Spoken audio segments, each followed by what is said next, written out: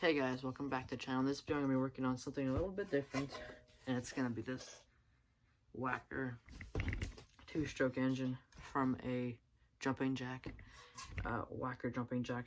And this engine here supposedly is toast, so I'm going to tear it apart and we're going to see what's wrong with it. I have a couple pictures of what this thing looks like. I believe the model number to this Wacker is a PS600 or BS600. I think it's PS600.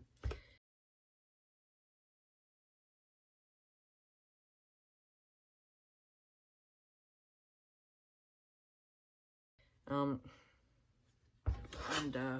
guess I'm gonna start by pulling the plug. The screws in this thing are either Allens or flatheads, and I find that kind of awkward. See over here, all these flatheads all around. I find that's pretty stupid.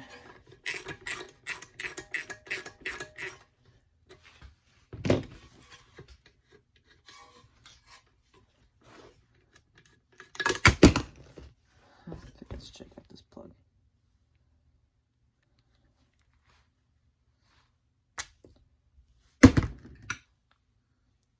Doesn't look too bad. It's a little white at the top. Okay, let's get this cover off. I gotta get an Allen for that. It's a little too small. And this one's probably gonna be too big. Yeah.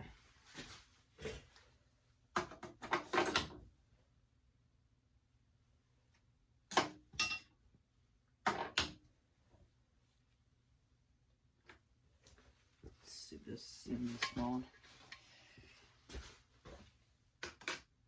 Instead of having the long ones, you can use the long one. This is probably better now. That's the one. What's there sheet? I put all my ratchets in this bag.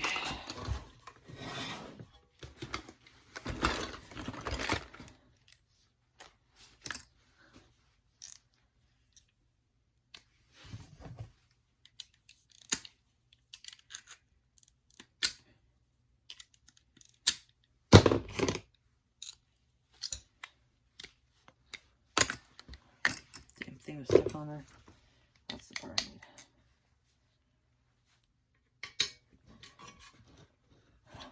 My God, these bolts are on there nice and tight.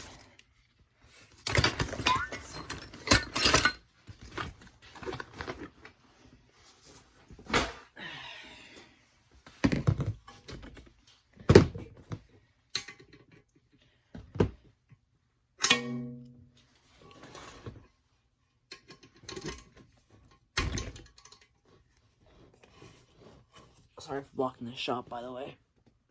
Oh, man, that thing is I haven't even broken it loose yet.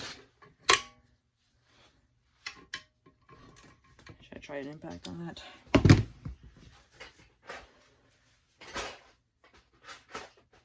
put all my tools in this bag to work outside with it. Bring all my tools somewhere. Then I started this project here. We're gonna try out an impact.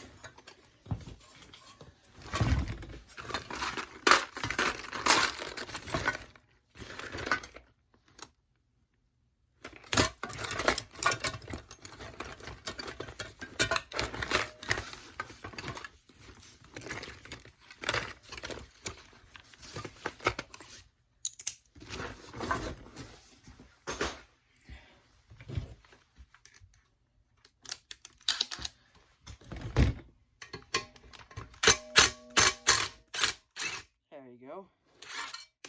She's on there nice and tight.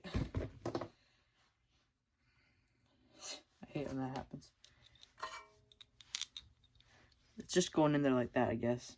It's got stuck on there. I think this carb has to come off as well to be able to get that cover off.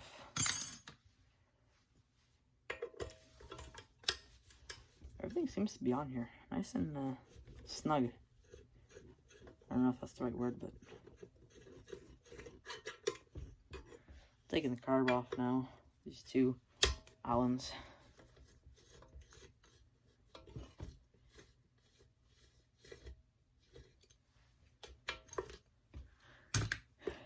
To take this off the body, it was one screw here, one here, and one here. Then take the cable off of here and then pull out the back. And 2 fuel lines, and this thing was pretty much apart. Looks like an 8mm. Not sure if this is standard or metric though. And what are the chances I took my 8mm out as well? Oh god.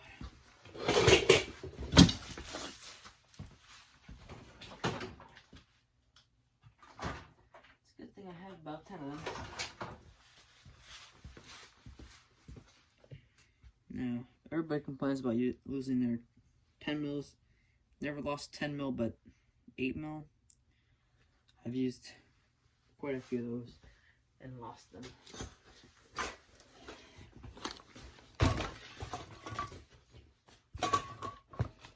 I mean, I've always found my 8mm in the end, but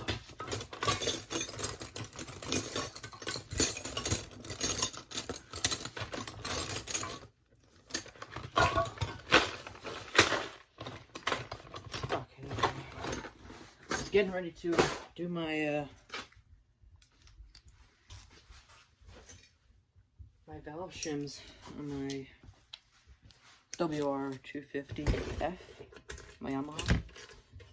If you ever watched that video about me talking about it,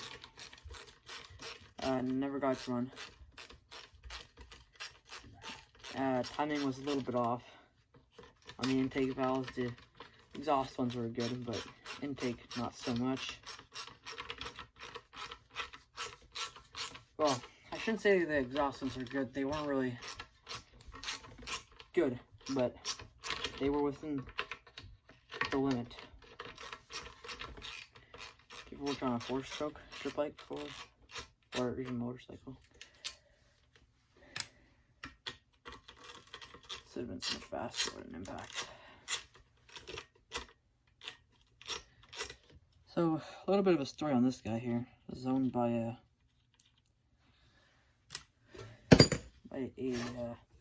place that rents equipment. This was rented to somebody, and the person supposedly, this company, I think it's English. We're gonna see how bad the damage is in about 10 seconds here.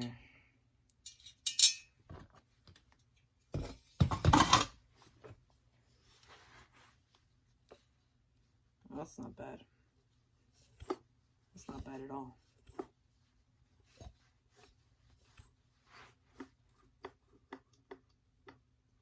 I think it's more likely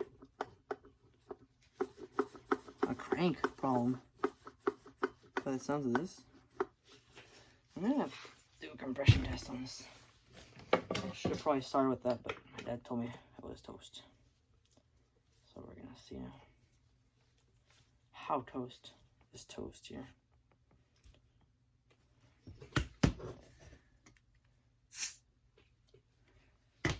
Let's start this compression test.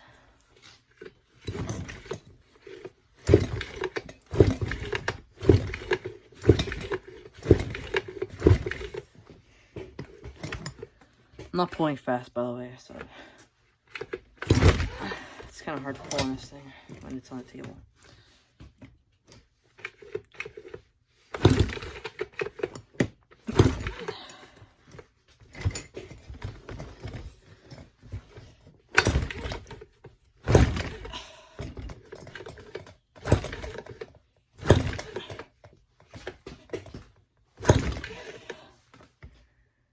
We're at about 85, I'd say.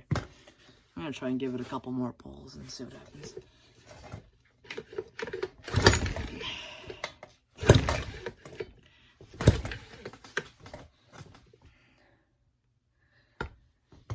We're almost at 90. I think this thing has enough compression to run though.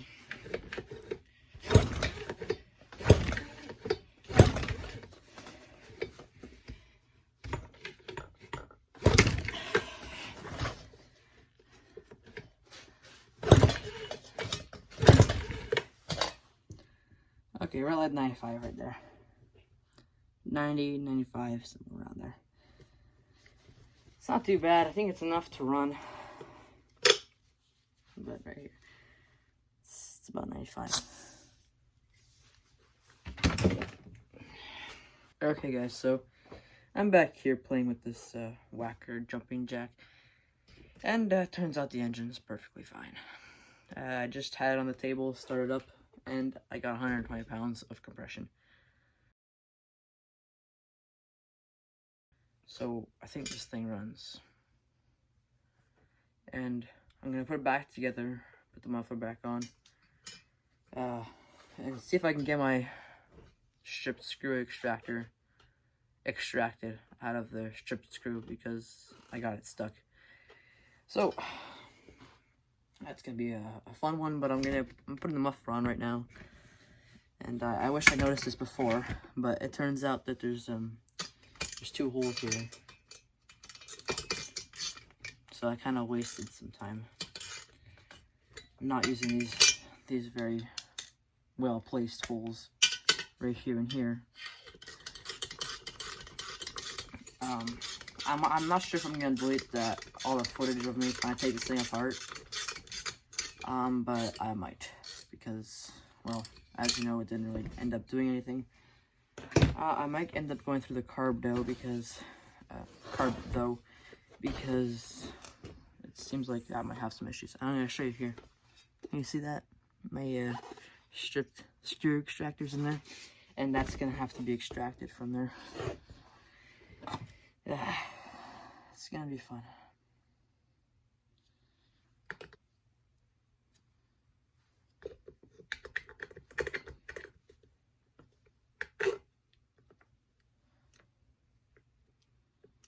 I don't know, I feel like this is how it's supposed to go.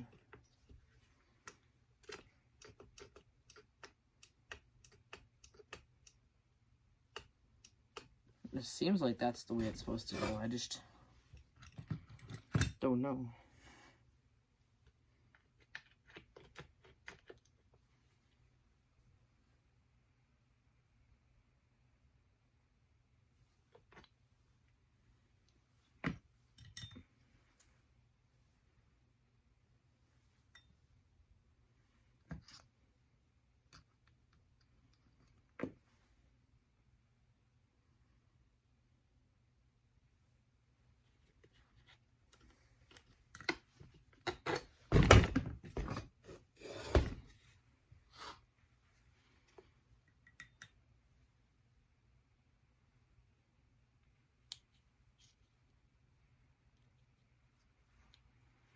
There was 2 of them.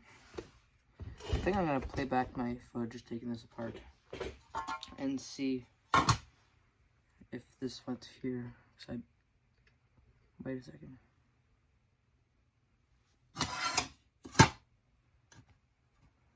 That went below this. Oh, okay, this makes more sense now. Okay, so this is gonna come over here. I completely forgot about this. But that goes like that, and then that right there. And now this is gonna go on the way I had it on. Like that. And that should make for that clearance. Yeah, there you go. That's how it's supposed to go. Okay, well, there you go. I'm gonna try and put this thing back together here, and then I'm gonna go through the carburetor because this thing's had gas in it for like the past, at least for maybe 5 or 6 years. I don't remember. I don't know when my grandfather got this thing, but this was in back of my grandfather's, one of my grandfather's barns. And, well, I felt like a little challenge this weekend.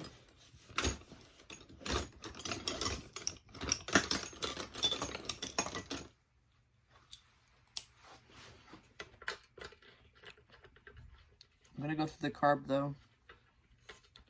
This, I don't know if I said it before, but this was rented to a roofer, and his employees straight gassed it, and supposedly it didn't run anymore. And they brought it back to the place that rented it to them, and they charged him for blowing it up, and he didn't know what to do with it, so I guess he gave it to my grandfather. I probably shouldn't have put that plate on though, because my stripped screw extractor is still in there. God darn. I'm gonna take it all apart again and try to get my extractor out, see if I can, then I'm gonna go through that carburetor. Okay guys, I just want to fill in on what I was doing. I'm trying to get this out of there, but yeah, not having good luck with that. So I decided to switch gears to the carburetor, and I took the carburetor apart. Not fully, but you know, the two covers. And I put the diaphragm in like this thing. It's like a rejuvenation that I do. It takes a little bit of time, but after about a day or two, they'll be okay to use, and then you can put the carb back together, and then hopefully it'll, you know, rejuvenate itself. I'm probably gonna keep that in there for a little bit. The carburetor, I put in old gas. I just put in old gas and all the other pieces into old gas. I find it works well if you put it into old gas. And then you just shoot it off with some brake cleaner or carb cleaner, or just a compressed air. It doesn't look like an Echo carb. And I was wondering how that how this thing shut off before. And honestly, it's really brilliant how they figure this out. When I was trying to start this thing up, I wasn't sure if it was on or off. And this is a switch right here, so that I'll show you here. I left it, the manifold. I'll show you here. So this thing would be on there, and it would be hooked up. And then when it would come back to this position here, it would press on that button, shutting it off. And I think that is actually really brilliant, and yeah, I could not have thought of that if I was engineering this thing. So yeah, I'm gonna probably leave that in there. They weren't that expensive anyway. I think they're like 15, 20 bucks, something like that, for these extractors. And I'm down one now, whatever. I'm sure it's not really good anymore. I've tried to put it on an impact and just like spin it, and hopefully it like just comes out, but nope, that did not work. So I'm gonna get to the carburetor now. I'm gonna put this engine to the side.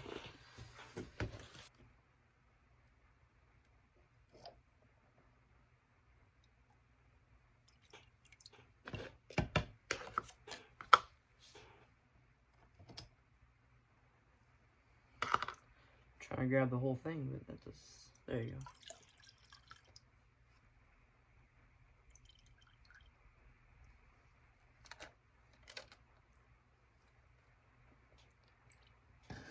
Put it in here so I don't lose all those small parts and the screws and whatnot, and the rest of the carb.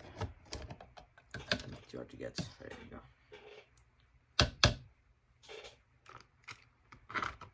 There. Now, I bought a pack of shop rags when I went to Posada last time, and they were just cut up clothing. I asked somebody to get them for me. I didn't know that was just clothing that was cut up. Carburetor.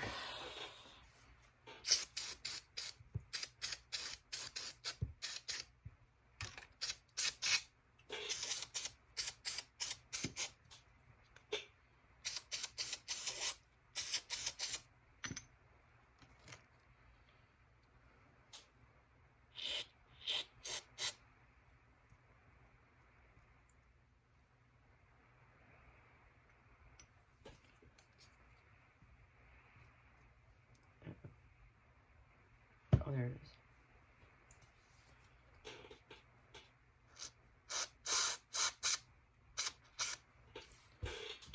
What I like to do with these little screens here is pick them up by the edge with a pair of pliers, just like that, and then just spray it.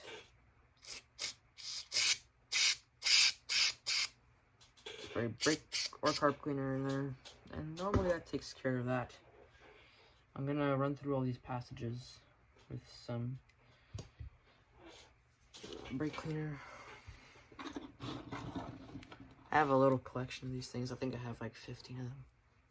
I keep them because if I don't lose them, I keep them, I should say, because I lose a lot of them.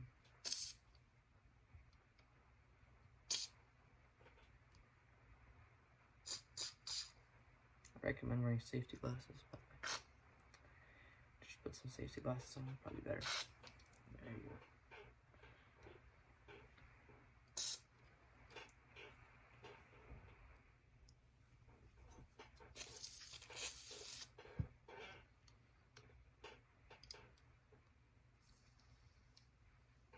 Make sure if this needle works, I'm gonna put some gas in there, and it does, works good. Okay, I'm gonna put the screen on now.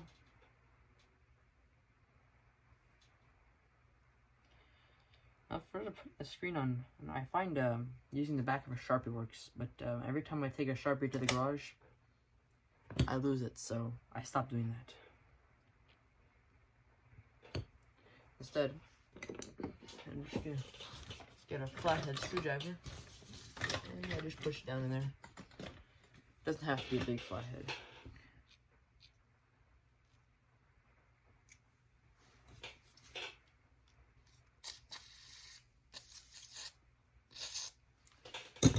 Okay, put some gas from my gas bottle here, and it goes through.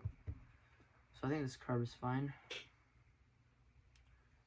and I'm gonna put this side back on, but I just noticed that I'm missing the side cover, the cover for that.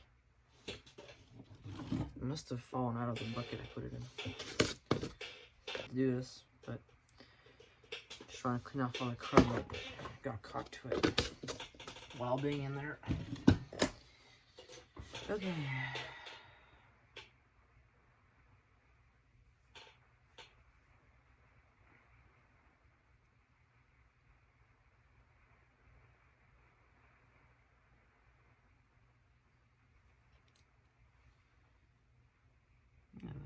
Check valve flaps are good. It's always good.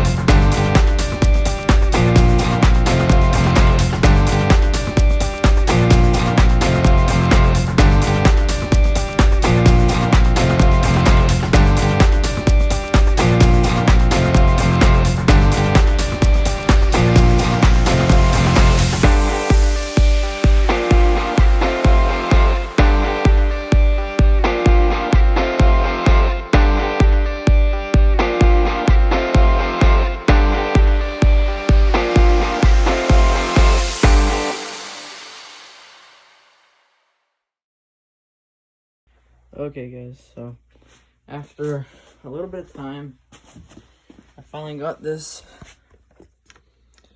on the jumping jack. And I think tomorrow I'm gonna try and drain out all the gas that's left in this, all of it, and then see if she'll fire up. I think she will. I know that it's missing a clutch. It needs a clutch, so I looked online for a clutch, and that was about 40 bucks, 40 Canadian dollars on Amazon. So if 40 bucks is all it needs to get this thing running good, then I'd say that's a pretty good deal. Well, not a good deal, good project, you know. She's still green right there. Everything else seems like it's working here. Like the actual jumping jack movement seems like it's working. I'm not sure what goes in this hole here, but there's probably like a bolt or some sort. There's a couple things I'm not too certain about with this thing, but I mean, it should run. It started up on the bench when I put gas just straight down the carb. So I'm gonna see what happens. Okay, so I just mixed some gas, put in this thing. You can see that in there.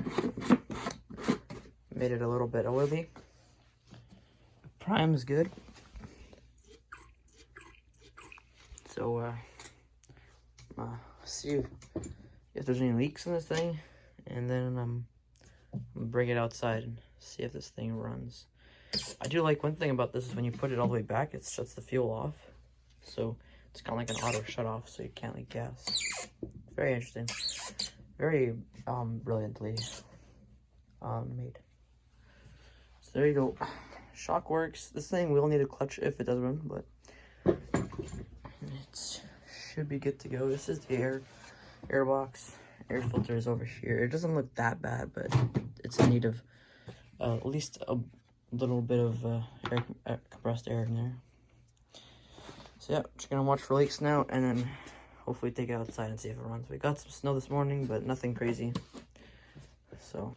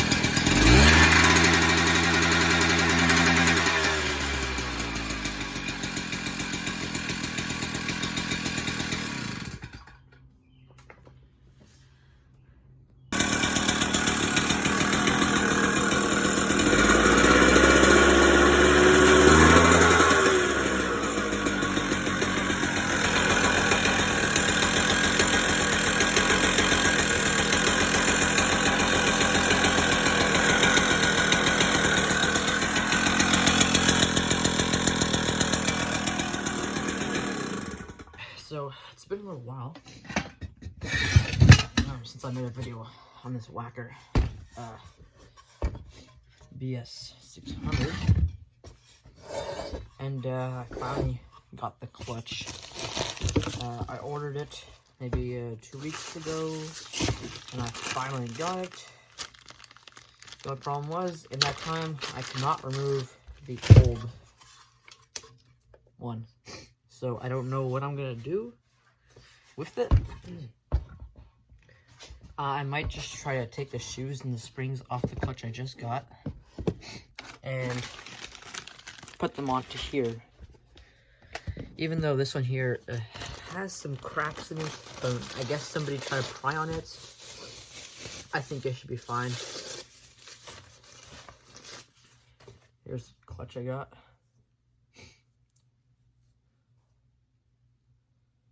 So I'm gonna try to take the spring off and then put the shoes and the spring on this and hope that it fits.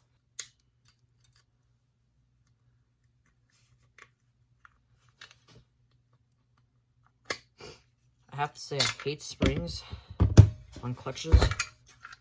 Putting them on, taking them off. Here it is, by the way. I just hate doing it.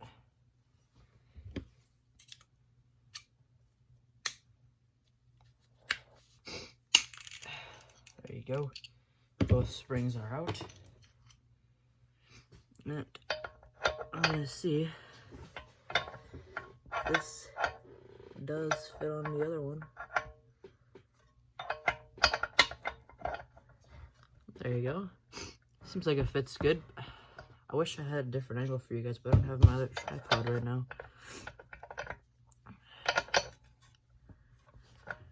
Let me show y'all. There you go. So I'm gonna try to get the springs on.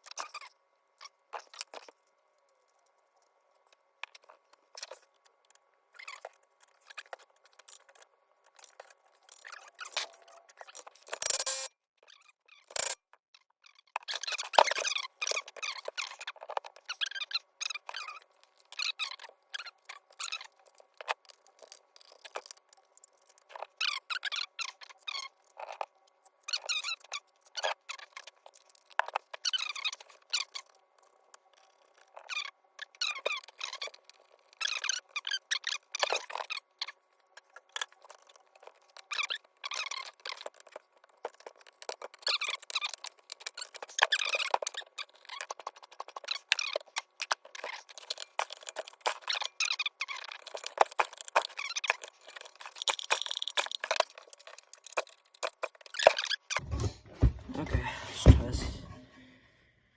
About 115, 120. It's fine. I'm pretty sure it has more than that. If I gave it some real pulls and had this thing on the jumping jack. So there was a stuck bolt in the body of it, and I could not get it out. So I'm just gonna be using two because, well, I couldn't get the last one out. It was broken in there, and I was at it for like 2 hours trying to extract it, and I got nothing out of it.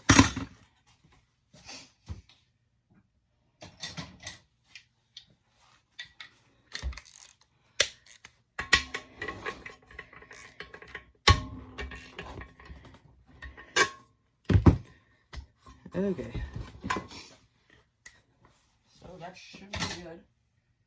I'm gonna put the high strength Loctite on the 2 nuts because I don't have a third, so I'm going to put this all over them and hope that they stay in there. And the rest will be held on hopes and prayers that everything stays together, doesn't fall completely apart. So, yep, that's going to be the end of this. And I'll probably try and get a video of this thing actually compacting something. So I'm going to let this sit, and then when it's not -6 outside, I'm going to go out there, put this engine on, and hopefully it runs and actually jumping jacks. I don't know how I'll say it, but actually like goes up and down. So, thanks for watching. Hope you enjoyed. Don't forget to like and subscribe.